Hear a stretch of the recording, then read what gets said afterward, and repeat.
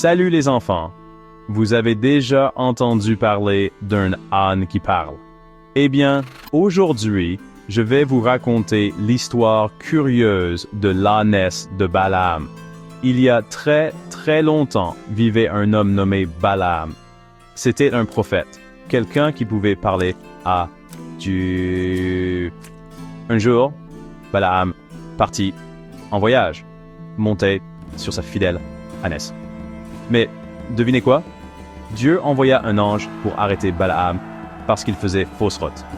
L'ange avait une grande épée flamboyante, mais seule l'ânesse pouvait la voir. N'est-ce pas incroyable? L'ânesse vit l'ange et eut super peur. Alors elle quitta la route et s'enfuit dans un champ. Balaam ne voyait pas l'ange, alors il se mit en colère et frappa l'ânesse. Pauvre Internet, gars.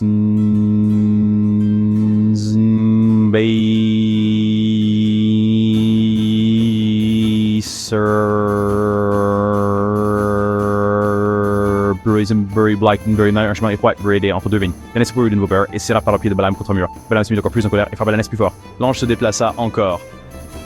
Cette fois, vers un endroit encore plus étroit.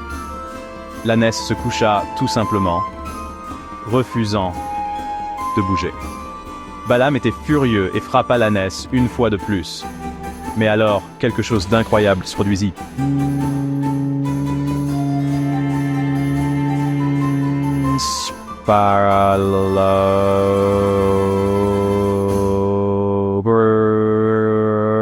Me frappes-tu? Demanda l'ânesse. Imaginez ça, une ânesse qui parle. Balaam était sous le choc. Alors Dieu ouvrit les yeux de Balaam et il vit l'ange avec l'épée flamboyante. L'ange dit à Balaam qui Saul embrasse over et but de faire du mal à l'ânesse et que l'ânesse lui avait sauvé la vie. Balaam s'excusa auprès de son ânesse et promit d'écouter Dieu. Et voilà l'histoire de Balaam et de son incroyable ânesse qui parle. Souvenez-vous, les enfants, parfois les amis les plus petits et les plus discrets, peuvent voir des choses que nous ne voyons pas. Alors, soyez toujours gentils et à l'écoute. Merci de m'avoir rejoint pour cette aventure amusante. À la prochaine.